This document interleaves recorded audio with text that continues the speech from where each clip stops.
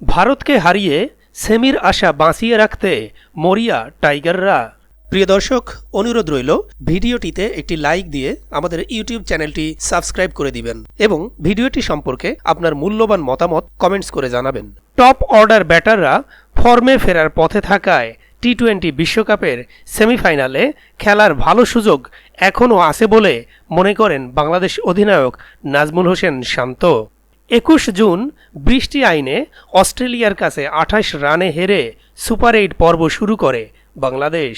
Super 8 পর্বে নিজেদের দ্বিতীয় ম্যাচে এন্টিগার স্যার ভিভিয়ান রিসার্চ স্টেডিয়ামে ভারতের বিপক্ষে ঘুরে দাঁড়ানোর ব্যাপারে আত্মবিশ্বাসী টাইগাররা।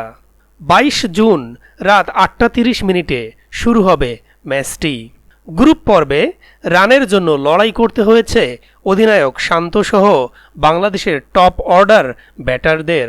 অস্ট্রেলিয়ার বিপক্ষে হারা ম্যাচে রানের দেখা পেয়েছে তারা, যা ভারতের বিপক্ষে গুরুত্বপূর্ণ ম্যাচের আগে বাড়তি আত্মবিশ্বাস যোগাচ্ছে বাংলাদেশকে।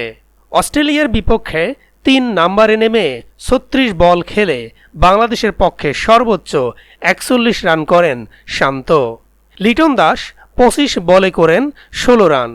তাওহিদ হৃদয় 28 বলে 40 রানে ফিরলেও মিডল ও লোয়ার অর্ডার ব্যাটারদের ব্যর্থতায় 7 উইকেটে 140 রানের বেশি করতে পারেনি টিম বাংলাদেশ। জবাবে 11.2 ওভারে 2 উইকেটে 100 রান করে ফেলে অস্ট্রেলিয়া। এরপর বৃষ্টিতে আর খেলা না হলে শেষ পর্যন্ত 28 রানে হেরে যায় বাংলাদেশ। ম্যাচ শেষে শান্ত বলেন, উইকেট ভালো ছিল, কিছুটা ধীরগতির ছিল, কিন্তু আমাদের অন্তত 170 রান করা উচিত ছিল। এখন পর্যন্ত আমার সব ঠিক আছে, এখানে খেলা উপভোগ করছি এবং আমি আরও ভালো কিছু করতে পারবো বলে মনে করছি। তিনি আরও বলেন, টপ অর্ডারের রান পাওয়াটা খুবই গুরুত্বপূর্ণ ছিল।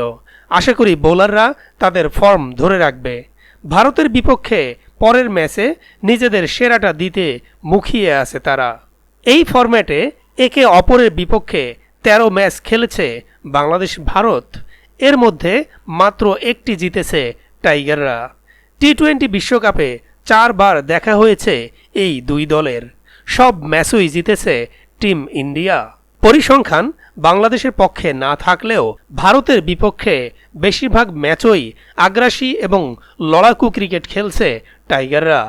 দুদল যখনই মুখোমুখি হয়েছে তারা উত্তেজনাপূর্ণ এবং রোমাঞ্চকর পারফরম্যান্স দেখিয়েছে, কিন্তু টি-20 ফরম্যাটে লড়াইয়ের দিক থেকে ভালো অবস্থায় ছিল ভারত।